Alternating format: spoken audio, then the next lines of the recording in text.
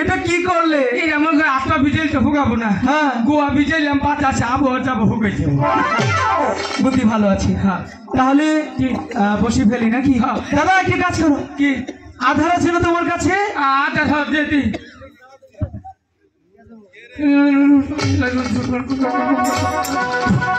দাদা এটা কেমন আধার? এইটা মনে করি ইলিশ মাছেরটা দিলাম। ও তাহলে ঠিক আছে। হ্যাঁ। দাদা হ্যাঁ। শোনো না, কি করে বসি ফেলতে হয় তুমি জানো? না তোমার কাছে হিকমু। আচ্ছা ঠিক আছে, আমাকে দেখাও, দেখাবো? শিখিয়ে দাও। হ্যাঁ আচ্ছা এই যে বসিটা ধরবি, ধরলাম। হুতা ধরবি, কোথা ধরলাম? এই পাগল এই যে বসি, এই যে ও থামো বাম আছে ছাঁচি যাই না সেটা এমন করে বসি ফেললে কখনো মাছ ধরবে? তুই দেখা তুমি আমার কাছ থেকে ভালো করে শিখে নাও। আচ্ছা।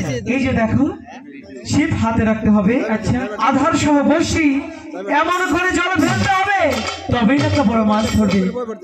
দাদা শোনো, কি তোমাকে তো শুধু কথা বলেই যায় আর তুমি সব ভুলেই যাও। বলছে কি আমরা যতক্ষণ এই ঘাটে মাছ ধরবো কোনো সারা শব্দ করা যাবে না। কেউ যদি ডাকে তার ডাকে সাড়াও দেওয়া যাবে না। আর কখনো কারো কান এদিক সেদিক যদি এরকম বলে যে ঝন্টু এদিকে আসো, তোমার তো আবার স্বভাব খারাপ।